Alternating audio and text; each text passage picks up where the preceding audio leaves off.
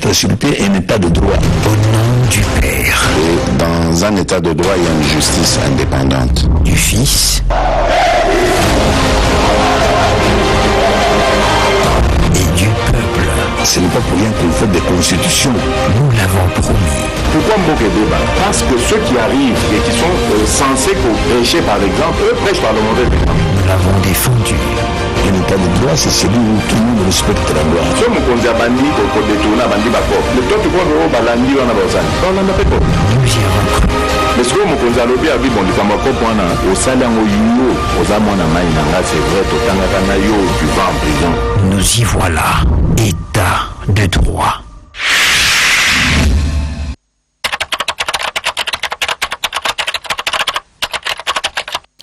Salut et bienvenue sur cleboaoriginal.com. Merci de votre fidélité. 5 minutes avec César Ngadi.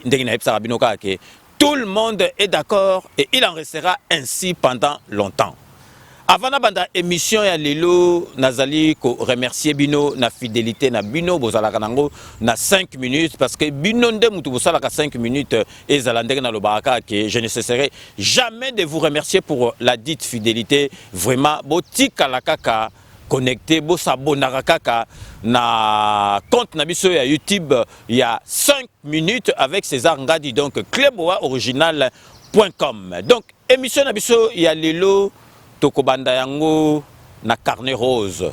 Tokobanda yango ndenge na lobi na carnet rose na zali ko pesa vraiment ba félicitations na ngai na famille ya Luakabwanga donc Abraham donc oyazali directeur ya presse présidentielle oyo awiti kozwa bébé ya sika donc vraiment boyebike ko botama après ko kufa mutezalaka ma ko botama ezalaka esengo donc tozali ko pesa vraiment ba félicitations na biso na Abraham Luakabwanga donc na famille Luakabwanga pour na naissance ya bébé na bango oyo awiti ko botama na kanisi boza ko mona na bilili bato pe bazalaka na ye ami na Facebook na kanisi ba mona ki déjà photo ya bébé donc vraiment soki beba botami na famille nazali kolobanga nazali pe moboti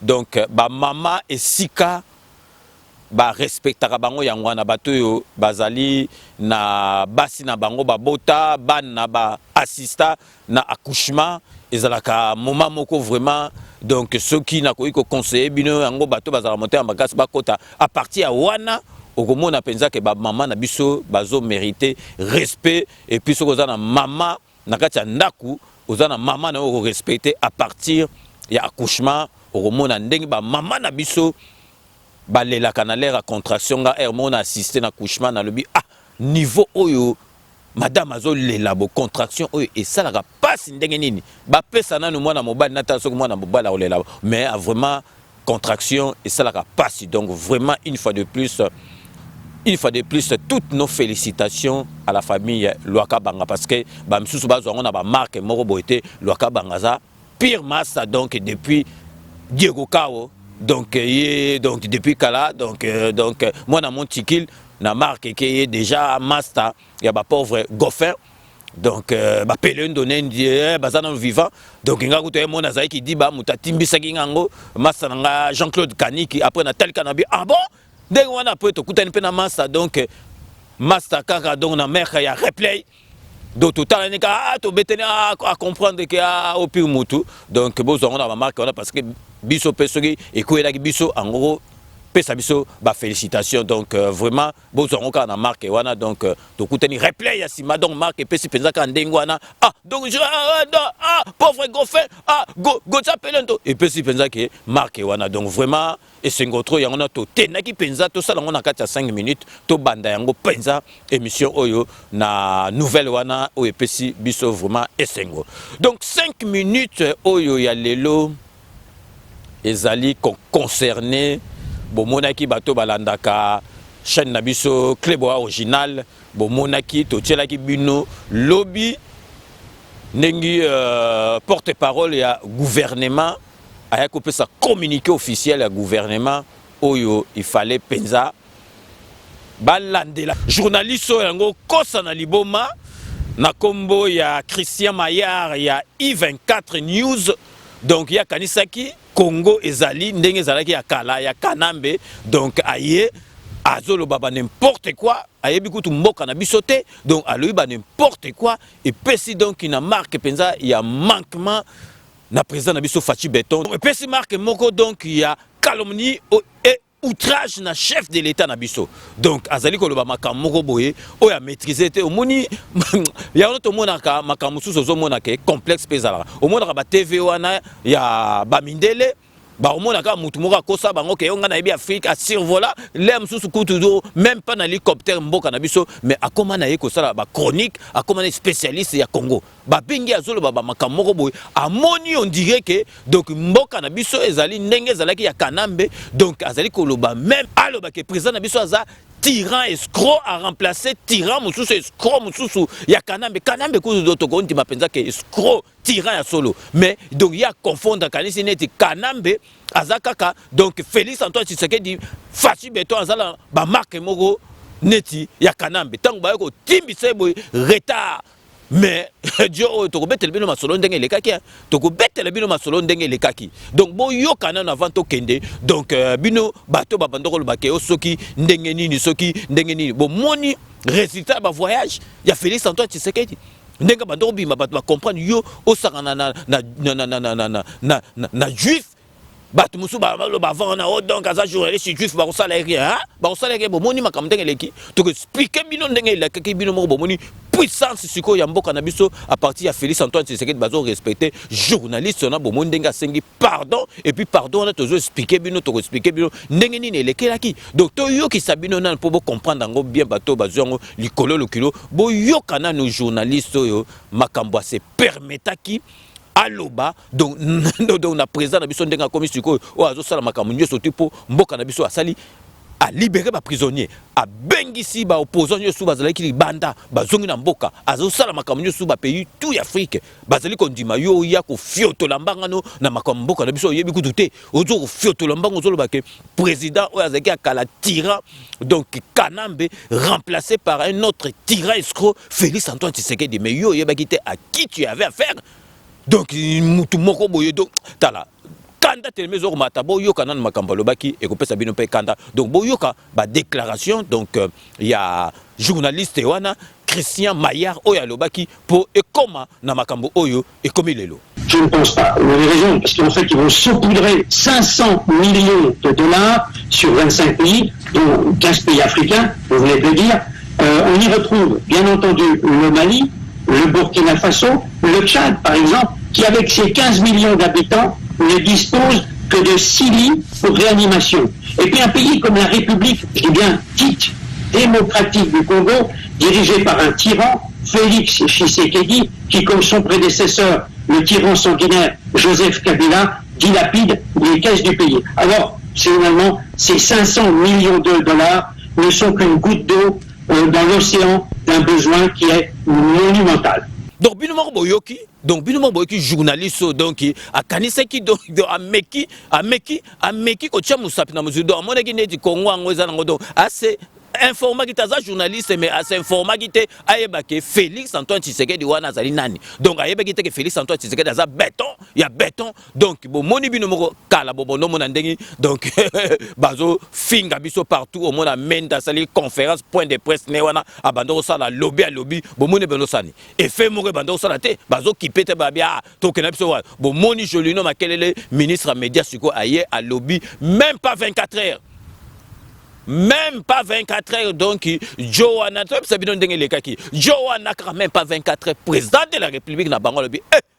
Journaliste nini wana seli ba bengi mu konjinaye ba lobi yebisa ye kaka ndenga kendaki koloba ye moko pe bazoye susu en direct ye moral ba bo mona kiteke ba communiquer même na fap na fay do ye Johanna ayebolo ba français te pour comme tanga na fay ba ebisi tanga makambu oyo to lobi à la lettre remplacer ndengi o lobi loba azoko bomona yo journaliste o loba ke o nazo souhaiter penza nazo yebisa bino boye ba penza ke na sali yango ngai moko batindinga te est-ce que yeso soko yo wana ozana tina o loba ke ba sali po a masquer mais batinda ki e ba lobi tout tout de suite sala yango bien musale sili et puis biso moko to kanga to livre yo bomoni je laisse pour la saké puissance. Il y a président de la République na biso Fachi Beton ils allaient ko sarate Congo comme aux la place boyo kabino moko na nous avant to cha journaliste on a pardon sengaki boyo kana nous communiquer ya ministre ya média le bakitanga ya ki machaki ba monter donc à la limite avant de finga kaka mais ko finga français bimar ba marque msusu donc boyo kandengi ministre Nambiso Ayaki donc a bâti les points sur la table, donc a pu communiquer officiel, les Ayaki jeté, boyo kabino moko. Et nous recevons dès le début de ce journal le porte-parole du gouvernement, le ministre d'État David Jolino Makelele pour une communication du gouvernement. Bonsoir monsieur le ministre. Bonsoir monsieur. Communiqué officiel du gouvernement. Des images virales avec des propos révoltants, exécrables et nauséabonds, tenu par le journaliste Christian Mahler de la chaîne de télévision I24 News, circule depuis ce week-end sur les réseaux sociaux. En effet, prenant prétexte d'un simulacre d'analyse de conséquences du Covid-19, ce journaliste récidiviste, qui n'en est pas à son premier forfait, s'est permis, avec désinvolture, de proférer gratuitement des insultes puisées dans les plus bas instincts, dignes d'une presse de caniveau, à l'endroit du chef de l'État, le président de la République démocratique du Congo et de son prédécesseur. Ces propos diffamatoires, injurieux et discourtois suscitent indignation et colère aussi bien dans notre pays qu'en Afrique et sont attentatoires à la dignité des dirigeants légitimes du peuple congolais et de tous les Africains. C'est ici le lieu de rappeler à l'intention de tous les racistes et nostalgiques de l'ordre colonial que l'époque des donneurs de leçons est définitivement révolue. Doit-on rappeler que, malgré plusieurs mises en cause des dirigeants du pays dont est issu ce journaliste qui piétine aujourd'hui allègrement les principes déontologiques et éthiques de la profession journalistique, on ne l'a jamais entendu, mais alors jamais recourir à un discours vitriol de la même nature contre eux. En l'espèce, il ne s'agit ni plus ni moins que d'une énième manifestation endémique de cette espèce de pulsion convulsive qui consiste à renvoyer de manière frénétique et systématique la République démocratique du Congo, ses dirigeants et l'Afrique tout entière dans le monde des ténèbres. Quelle leçon devrait recevoir un président de la République d'un journaliste peu scrupuleux et ignorant délibérément les réalités quotidiennes du peuple congolais? Doit-on rappeler que le président de la République, chef de l'État, est celui qui matérialise les valeurs démocratiques et républicaines qui sont au cœur des aspirations profondes du peuple congolais, à l'instar de la liberté d'expression, de la liberté de manifestation politique, de la liberté d'opinion consacrée par le grand retour de tous les opposants politiques et de la libération des prisonniers politiques. Au-delà de l'exercice du droit des réponses, la chaîne I24 News, qui emploie ce journaliste véreux, sera saisie de l'indignation suscitée dans le chef du gouvernement et du peuple congolais par ses propos qui violent outrageusement tous les principes éthiques et déontologiques qui sont à la base de la profession journalistique à travers le monde. Le gouvernement de la République démocratique du Congo se réserve le droit de saisir les instances compétentes pour que ce journaliste indélicat ainsi que la chaîne I24 News puissent répondre de ces calomnies et imputations dommageables à autrui et outrages envers un chef d'État étranger, de sorte à dissuader définitivement ces velléités de mépris systématique à l'égard du Congo, de l'Afrique et de ses dirigeants légitimes. Fait à Kinshasa le 27 avril 2020 pour le gouvernement, David Jolino Makelele Diopovesa, porte-parole du gouvernement. Je vous remercie. Donc bino moko boyo ki ndengi ministre ayaki à lobby donc ezali siku Congo na biso ezali ya kosakana sute ke mutu moko n'importe qui azala nani bino boyoki ba juif ndenge ba kumbelaka mokili ndenge ezali journée ça pamba te to moneke ba commenter pour Congo la komana buzoba moko bo Félix Antoine Tshisekedi ay ba ki journaliste no ba ko sala le côté aza juif bino moko bo moneke ba commenter ndenge bandaki siko bato na bondo tia ba commenter siko tango asengi pardon boko atomoni bino su lisusu Dubo constater que ce qui est donc so mutaza puissant Félix Antoine Tshisekedi aza kanambe te et puis kanambe ko constater que pardon wana yo djembele lango basengeli yo te basengi yango pona Félix Antoine Tshisekedi fati beton ya yo tongo ba ofinga yo kuna mende na ozotinda ye asalaka ba point de presse est bando senga pardon te po ba yebi qu'ils avaient rien à foutre de toi mais président na biso fati beton. Donc, bon, si vous imaginez, Fachi Beton, donc président de la République, en bon, si l'année prochaine, tant comme président, il y a l'Union africaine. Et vous en dégainez. Bino Saganado, Mundela a bangi donc à l'appui au monde à Mundela, il y a Azonga, Simbi papier, Azali ko tanga, Azali ko tanga, Bilo Monangoje, Baby, yo. Bon, mon était ministre, il y a français, il y a affaires étrangères en coopération internationale tant que résultat bimaki donc yé mutel bossa zalaki a tondimi yangote ba makambo bo zalaki te Macron le bine yo zo sakana na masolo donc yo kaka mutoloba ki yo mutu to tinda oka kuna na Congo accueilli bo monaki discours abetaki o c'est première donc na ndimi penza makambo leke zaki élection li boso na Afrique salimi malamu bozo sakana na makambo Félix Antoine Tshisekedi Fachi Beton bilo bokansi ezali donc Congo ya kanambe kanambe to ebiso ke ko djembele na pardon wana te parce que yo bando sengo pardon te ezeli likambo sakana te mende bando sala ba point de presse a lobby fini nani ba kipaki ba okipete parce que ba mona ke makambiza so président na biso a witiko ya azo sala tout azongisi ba exilé politique nyoso tout baza ko zonga abimisi ba prisonnier politique nyoso tout bazolo bane ba n'importe quoi dans mboka ne a préféré donc muta mboka na écouta lo ba n'importe quoi to mona kite boyebi ke député moko bondenga manka président de la République est-ce président de la République qui pas qui pour Monica za mona mboka ko lo ba na ndenga lobby parce que président na biso aza dictateur te mais ko dépasser ba bord de te président na biso aza noko yaya aza mona poto ayebi makamba poto mundela ko saka esprit na été avant na poto ayebi ba passe poto ayebi ndenge ni ezali ayebi liberté de presse ko critiquer combien de fois bazo critiquer président na bamboka na biso bazo ba à la limite ko to donc ya ko finga président qui pas donc boyo mundele so ga wapi ya ko na bo mona bino batu musu pe complexe ezaka na bino mo mona mutu mo lemsu chroniqueur asala kana chronique sportif aleki na TV net ezali ya mindele bino bo vana bandako bo benge journaliste biso tant to ya botolo bana bino makambo ya chronifuati est-ce que makambo ba information biso pesa kana 5 minutes avec ces angadi antenne d'air au pesango ou TF1 au pesango bio bakasi biso to ya botoko lo bateke to ko le pe l'information to ko to pesa on a 20 prompter réseaux otala na o ba biso to ya boto beti penza donc ngwa kapé oyene miso pe ya français to beti oyepe ne miso ba ya biso to tala ba casquette belinga ko ya na changer bino casquette ngwa ko ye to beti masola ngwaka oyele ki yaka to beti masola yanke oyela makama normal to beti masola yanke oyela masola ndule to beti masola ndule mais bino complexe biso nde boko fingaka biso soko moni mundele aza chroniqueur moko de sportif aleki na TV journaliste botika complexe wana yango bomoni ke donc journaliste wana asuki esika zaleki osuka amoni yango donc même pas 24 heures na zo sabino hein pour comprendre puissance à Fachi Beton bomo atango Fachi Beton azotambola bomo azotambola pampa bomoni résultat siko na tiela bino botala bino moko ndenge sikoyo zoba ya journaliste wana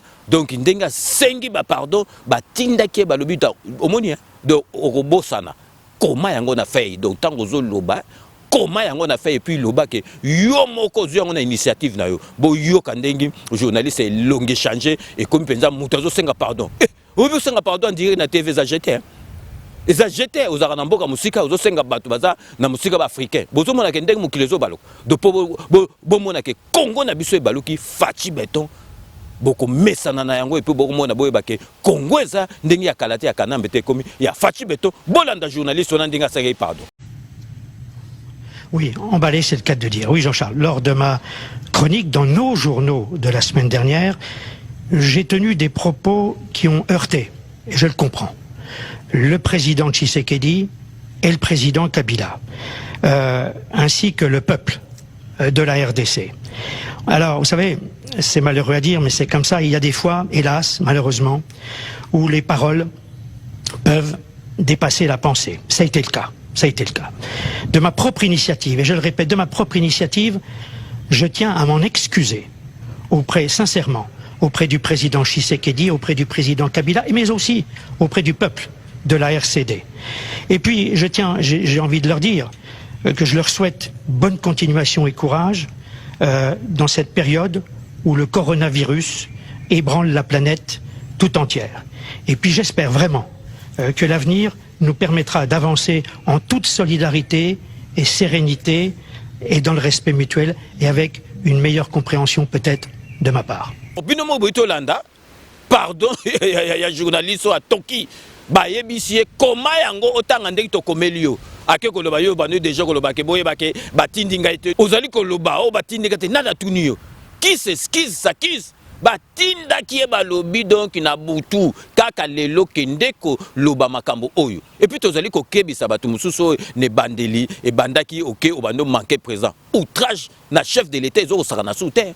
Boloko abami yibi na ba outrage osala pa batu mususu na ba mboka na biso ba mo aneti Félix aotika laisser aller donc laisser aller za sous na bato ba yaka na ba manquement soko o meki sikoyo ba manquement mikolo outrage na chef de l'État ozali mo kangami o kende na tribunal mbala moko boloko ezali ko sakana sous te donc ezali makambu moko bino moko bomoni etankala nani yango ando kipe kanambe donc menda ya point de presse donc avandisi batu mbangu alobi afingi nani yango bando senga pardon po bomona ke Congo na biso ekomo zonga na esika na yango ezalaki po bomona donc fachi beton même pas 2 ans akomi ko bangisa déjà batu Facha bengi présent tala bino tokolo bela bino bakamsu Facha bengi présent na bitala oyoki ni zila abisu fachi ko bebelete zila je reviens vers vous président on a bengi mbala moko donc chaîne wanabi yo pe do na lingi bo rectifier ngo tout de suite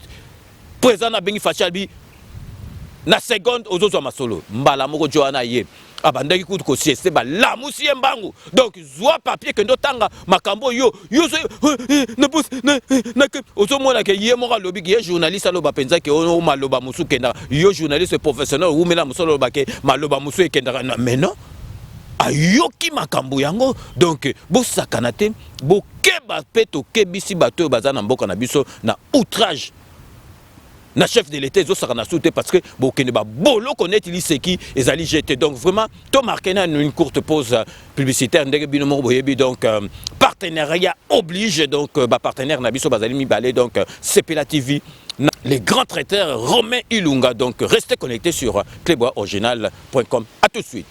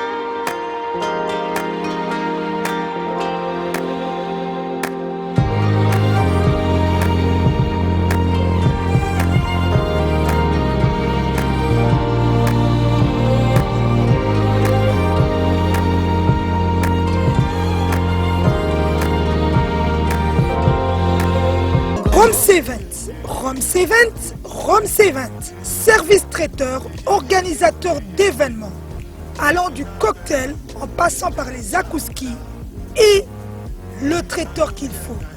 Vous avez toutes les spécialités, africaines, européennes, asiatiques, du monde entier.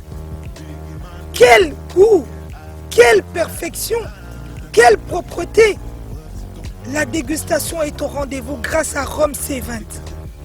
Vous savez les contacter au 0032 465 22 11 72. Rome C20, le meilleur dans son domaine.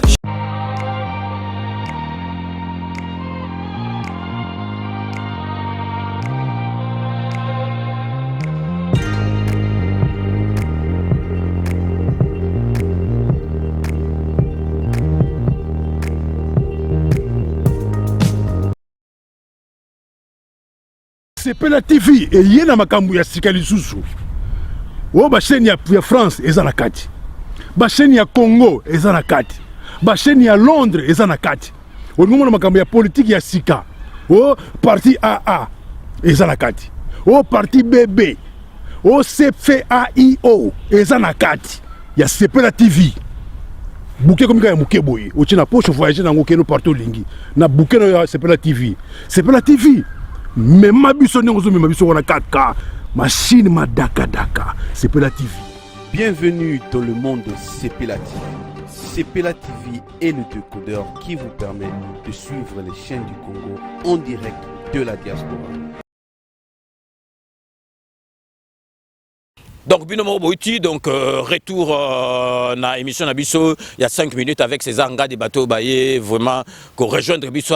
Après ces bandes annonces, donc bienvenue sur clébouaoriginal.com. Merci de votre fidélité. Tozali Nakatia émission à 5 minutes avec ces angadi, Lelo, émission à Lelo, et Zalagi Penza pour expliquer Bino. Pardon, oh, il y a journaliste israélien, oh, il y a ici 24 news, on a sengi, donc tu expliquer Bino, Ndengi les Kaipo, tu kebisa Bino peut comprendre que Congo ya kala ya kanambe zali ya sikote. Et puis tozali ko yebisa Penza, to fuka mi kanambe, to sengi yo pardon kanambe, to fuka melio. Pardon oyo basengi eza ya yote kanambe.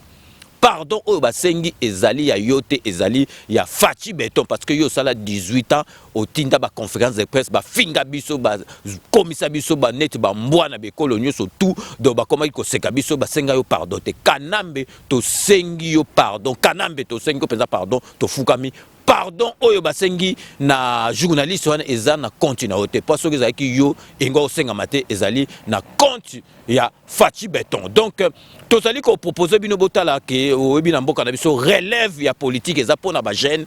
Donc boyebi vraiment que Papicho Chamala donc présent ya Congo fort oyo penza Congo ya fort. Boyebi oyo penza surprenant ki batu na sorti na ye ya association ni Congo fort oyo ezaka na sima président de la République ndengo tel wane tonda ki na batu bayaki donc azali na message pour na bino bana mboka donc bolanda président Papicho Chamala ya Congo fort na message na ye. Restez connectés sur Clébouac Original. À tout de suite. Papi Chamala, Congo fort UDPS France. Mesdames, messieurs, chers compatriotes, comme vous le savez, le monde est frappé par une crise sanitaire Covid-19 sans précédent. À l'heure actuelle, ni les scientifiques, ni les gouvernants, ni les grandes puissances n'ont trouvé une solution. Nous ne pouvons compter que sur Dieu. Nos pensées vont vers ceux-là qui ont perdu leurs proches. Nous vous présentons nos condoléances les plus sincères et à ceux-là qui sont en train de lutter contre cette maladie. Soyez forts et vous souhaitons bonne guérison. Ces derniers temps, mesdames et messieurs, devant nos écrans, dans les réseaux sociaux, il n'y a que des mauvaises nouvelles. Prenons cette maladie au sérieux et restons à la maison. Observons avec discipline tous les gestes barrières pour limiter la propagation de ces virus. Lavage de mains, évitons les sorties inutiles et d'autres gestes que vous connaissez. Les masques, c'est pour couvrir la bouche et les nez et non le cou. Chers compatriotes, Congo fort conseille tout le monde de manifester une discipline de comportement exemplaire face à ces mesures. Le président de la République, Félix Antoine Tshisekedi Tshilombo, a trouvé un pays dans les trous, dans le creux, dans les gouffres. Pour rappel, le Congo occupe 189e place mondiale niveau pauvreté. Avec des hôpitaux en ruine, sans lit, sans respirateur, sans électricité, sans eau courante, accompagné d'une crise alimentaire, sociale, économique et des institutions. Chers compatriotes, le président affronte cette situation avec courage et détermination pour le bien-être de tous les Congolais. Le moment n'est ni à la polémique, ni à la petite phrase, mais à la responsabilité, à la solidarité, à la cohésion et au devoir de personne d'apporter secours aux plus démunis, aux plus fragiles. Le président est en train d'instaurer un état de droit. La lutte contre les antivaleurs est en marche. C'est la première fois depuis que le Congo existe qu'un haut cadre du pays est proche du président de la République et dans la prison. Fini la République des intouchables. Fini la République de ceux-là qui se croyaient chef de tout. Et fini l'impunité en RDC. Nous proposons au président de la République de durcir la loi pour éradiquer l'impunité au Congo. Que l'Éternel épargne son peuple de cette maladie. Que l'Éternel bénisse la RDC et que vive Congo fort. Merci. Donc bino moko boito landa, donc la relève bamboka na biso eza neti ba jeune Papito Tchamala, le président, il y a Congo fort, donc vraiment il y a azali vraiment Mutuna biso au penza donc to se plakanae et puis to za ko tchama boko na batutu bon monaki sortie officielle ya Congo fort donc bon monika confinement au mutu et tardé ba makambe belé donc vraiment donc to zali ko féliciter président jeune boye neti Papito Tchamala azo mérité penza et sikawana azali donc merci Papito Tchamala yo yebike 5 minutes avec César Ngadi club original et zaliwana donc en partenariat avec Congo fort donc message sur zali ko hésiter té au l'exango pas na biso et puis merci beaucoup na choix aux alaranango na biso donc biso to lobby lisusu que peuple congolais beaucoup ma fier peuple congolais to yeba eloko ni to lingi peuple congolais to lelaki nzamba yokele biso mawa to lelaki kanamba keni nzamba yokele biso mawa ati président oyo il fallait azala nesika wana bino moko bomoni kanamba beta 18 ans ba seka biso ba finga biso ba Brazzaville ba bwaka biso to ocha kusu makambo teke ba Brazzaville na biso toza famille moko mais makambo eleka na bamboka belé donc et salema te donc kanamba ba senga jamais pardon Fati beto puissance. Donc, ministre qui n'a 20 heures, même pas 24 heures, donc, mbala moko, pour, pardon, yé, makambouane ezali, ba, présent, ba, oudo, présent, donc, 2 ans même pas. Donc, Fati Beton, azali kozonga ça, mboka na biso, et sika, tozalaki, et sika, il fallait tozala, au kanamba, bebisaki, donc, ba, komiko, seka biso, na ba, pays moko kutu, ezangatina. Nazali, j'en profite de l'occasion qui m'est offerte dans cette émission pour kebisa ba congolais au bazana mboka ba yebake outrage à chef de l'état ezali ko sakana soute donc ba makama bozala ki nango yozolo ba n'importe quoi parce que Félix Antoine Tshisekedi azana ba makambe belé suka zo boule pona mboka alingisu ba biaka pa pambate bino moko moni mundela ngo kosa liboma ngo kosa na liboma donc a senti pensa que mboka on est comme na makambo susu donc mundele basimisi papier azako loba azolanda papier à la lettre balbi na ba virgule na ba ponctuation yo surtout il faut donc il faut respecter ngo bon moni makambe sali donc vraiment to yeba ke mboka na biso ezali susu mboka moko ya ko sakana na yangote vraiment peuple congolais to vanda calme to présent où il fallait to zoa donc peuple congolais bo yeba na bino calme makambe tout Félix Antoine Tshisekedi aloba pona mboka na biso ekosalama bato bazali ko chamunoko bokomona o chimunoko mena suka okoza suna chwate donc soko ndimite obimi ndoki mais bokondima binotu bokomesana donc sikoyo tolingi to lakisa bino boyebi mboka na biso donc président na biso azozwa vraiment ba décision o esengeli donc ba président bazozwa po na vraiment na makambo ya sanitaire ya makambo boyebi ke ya maladie oyo ezali planétaire donc vraiment nazali ko lakisa bino sikoyo vraiment initiative moko malamu donc sœur ya musicien na biso munene o toyebi Delvis El Salsero donc sœur naye azako sala ba masque donc azako tonga azali ko kabela batu donc azali penza initiative moko donc to lingaki penza to lekisango po botala bino mo botala ba image comment ça se passe avec sœur oyo azalaka na mbinza kuna na Delvo ya Delvis El Salsero. En cette période du coronavirus, Madame Linda Nseka fabrique des masques en tissu. Masque Salsera, tous, utilisons les masques de Madame Linda Nseka de Kinshasa à Binza Delvo en République démocratique du Congo. Fabrique des masques en tissu authentique. Masque Salsera. Contact Kinshasa. Madame Linda Salsera. Donc binomo boitolanda donc ils allaient vraiment initiative moro ya féliciter donc sœur il y a Delvis El Salsero donc vraiment Monique Delvis El Salsero il mora zali musicien oyo donc musicien international donc au sera beti ba concert ba master bayaka ba président de la République bayaka donc botalaka ceux qui au monier déjà des azoye mbezo pesa elengi ozomona zali patriote alinga mboka na ye yango na pesi penza donc idée moko bo ser na ye azosala ba masque pour na makambo kaka oyo ya protéger maladie oyo ya coronavirus donc ils allaient vraiment et donc moko to pesi penza ba félicitations ils allaient exemple ya suivre donc comme presque à la fin il y a émission na biso ndenga na lobara que je vous laisse le soin d'en tirer vos conclusions et de me faire parvenir vos commentaires comme d'ailleurs vous en avez l'habitude de faire donc n'hésitez pas à me les faire remonter directement sur notre compte YouTube ou directement sur notre site internet cleboaoriginal.com. Mais avant tout cette émission, tu allez kobeta sous c'était. Binomoko bomoni. Batu parce que congolais akoma ko inamboka na yemoko. On dirait mutu mususu mutazo inamboka na ye. Tala ka ebimi. Hey, tala en tout cas heureusement ba écrit tigalaka.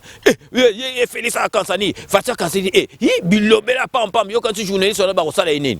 Tant journaliste on a sengi pardon, ba comprendre que tala bondi maka ezali mboka na biso soli kama malamu salami bondi maka président Facha azali mutu akosakana te journaliste wana bo moni bino moko ndenga sengi pardon batindi penza donc balobi donc mbangu donc neti soda to yo kango ila la tele kambo yo ngulu gula biso mangam na Fachi beton yo kazi président nazali président nakala donc et commis président o azali mutu ajete donc bo moni ndenge leke plutôt lobi lisusu Kanambe to sengi pardon kanambe pardon on eza yote ou basengi na journaliste wana ezali pona Fachi beto parce que yo ba ko sengo pardon te donc comme on a tyran nescroc et bima ki pona yo mote que Joana lobby que mu tyran escroc a remplacé menanini donc quand c'est kaka les oiseaux de même plumage OK Fachi beto rien à voir Fachi beto azo sala babilo comme ba président ya mokili mobimba bazo lela yango donc ozongisa bo posant politique nyosu obimisa bo tu nyosu to posant bazaki na babolo ko bongo yo makamutu wana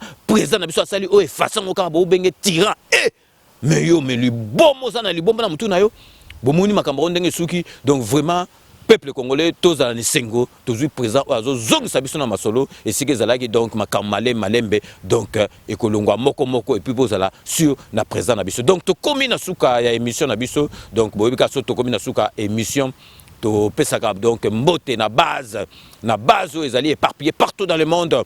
Topesa bango penza mbote parce que bango mtu basimbaka makambo ya 5 minutes avec César Ngadi toke directement na kati ya London City pour na kopesa José Kano ki kakamene bambote belé donc toujours na kati ya Londres boyebi topesa ka maître Wera Mukuna bambote na ye sans oublier maître Rajamoule donc merci na fidélité no na 5 minutes avec César Ngadi donc vraiment na vandaki na moni photo moko na Facebook esalinga esengo makasi ba masa na nga totanga penza tokola donc oh mususu Jean-Louis donc Joe Louis donc il a fa bateau là na donc Otis totanga na bango école primaire donc il le bazali na la sabino ba photo ça nga plaisir au sakanate de notre vie vraiment tala bato ebele bazali kokufa me ba masanga ya chiki donc soto tuni kanamba bimisa bango te donc Joe Louis na Otis ba mbote ebele donc na kina kati sikoyo ya Hollande pona opesa Nelson Muzinga wana pe masanga so chiki Nelson Muzinga na yebi que Hollande 5 minutes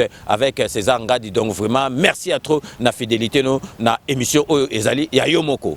Na keisiko na 95 plus précisément na katia Gonesse pour na repesa fi o azolanda 5 minutes vraiment azautika yangote que na kombo ya Deborah Batala zali fi moko penza alanda 5 minutes avec César Ngadi alala raté ça alanda 5 minutes avec César Ngadi donc merci à trop na fidélité no Deborah Batala na kati ya Gonesse siko tokei na kati ya Bruxelles pour na repesa parce que 5 minutes avec César Ngadi ezali na bateau balanda ils ont acheté na monaki na Londres donc ba mikolo bana mikie donc nazali ko pesa ba papa moko ya mikolo na mama ya mukolo bazaka na kati ya Bruxelles balandaka émission oyo papa Emmanuel Masidi na mama Anne Semi donc bazali na kati ya Bruxelles donc papa Emmanuel Masidi na mama Anne Semi donc na Bruxelles merci beaucoup na fidélité na bino na 5 minutes avec César Ngadi. Na keisi ko na kati ya Paris pona kopesa Dadou Kabasele bambote beli azali molandi monene ya 5 minutes na kati ya Paris. Donc vraiment siko après Paris na kei na kati ya Lausanne pona kopesa Koko Kabeya bambote bele Koko Kabeya to bengana ki to solo la ke bele pona makamba mboka. Donc Koko Kabeya zala calme yo moko yebike 5 minutes to kotika bango te to zali na bango tina suka po bako vivre makambo oyo tozali koloba ya président de la République bato bazali neti ba amnésique to ko zongi saka bango na nzela. Donc siko nazali kopesa mbote na Samito Mukubwa donc vraiment ye boye baye na mila musique mais azali molandi monene ya 5 minutes azali grand patriote. Donc Samito Mukubwa ba mbote na yo ebele de la part ya 5 minutes avec César Ngadi. Siko na kopesa mbote na kati ya Paris awa na les grands patriotes batu bele baye na kati ya production mais les grands patriotes Belulu Vadio akuna matata donc grand bouliste na kati ya 5 minutes avec César Ngadi. Donc Belulu Vadio akuna matata yo oyebi gaga ndenge masolongo leka. Donc merci na nyo surtout au sala rapport na 5 minutes avec César Ngadi. Na keisiko na Val de Fontenay pour na kopesa mbote na membre ya bureau, il fait partie de notre bureau, donc Stéphane Jocol. Mais c'est Stéphane Jocol, mais je suis radieux, je suis ravi. Tu sais la raison pour laquelle je suis radieux et ravi. Mais ce Jocol, le bureau doit fonctionner comme tel. Mais ce Jocol, donc Stéphane Jocol, merci beaucoup. Nanyo surtout au sale rapport na 5 minutes avec César Ngadi donc Mikolo na komika oloba. Mais ce Jocol, je suis radieux. Nanini. Donc merci une fois de plus monsieur Stéphane Jocol. Donc tokosuki sana amical ya bana lemba donc tozali kopé sa président donc Francis Elanga na mwati na ye Nene Makumbu. Donc merci na fidélité na bino na 5 minutes avec César Ngadi donc na robot sanate vraiment donc wana za penza mutu nanga et puis molandi monene ya 5 minutes avec César Ngadi Dieudonné Wembo donc merci na fidélité no na 5 minutes et puis na nyo surtout au sala rapport na 5 minutes avec César Ngadi. Donc c'est la fin de cette émission. Merci de l'avoir suivi. Ces 5 minutes avec César Ngadi a été réalisé par les grands réalisateurs Yalolo Chouami, assisté de Doudou Swami Doudoulé. Restez connectés sur Cléboa Original, vous n'avez pas tort. Nous allons nous retrouver avec grand plaisir dans 24 heures pour un nouveau numéro. D'ici là, portez-vous bien et à très bientôt. N'oubliez pas, tout le monde est d'accord et il en restera ainsi pendant longtemps. Kanambe, Tokobi ça a été, il faut voir Masolo, Nambuchu, Penadikos. À très bientôt. On doit mettre sur pied un état de droit. Au nom du Père. Et dans un état de droit, il y a une justice indépendante. Du Fils. Et du peuple. Ce n'est pas pour rien qu'on fait des constitutions. Nous l'avons promis. Pourquoi Mboké débat? Parce que ceux qui arrivent et qui sont censés prêcher par exemple, eux prêchent par le mauvais exemple. Nous l'avons défendu. Un état de droit, c'est celui où tout le monde respecte la loi. Ce Mokonzi a bandi, pour détourner bandi bako. Le temps tu crois que balandi on a besoin. On en a pas. Nous y avons cru. Mais ce que Mokonzi a lobby a dit bon, du kamako point au salaire au yuo, aux amants à maïnanga, c'est vrai, au tangana yo, tu vas en prison. Nous y voilà. État de droit.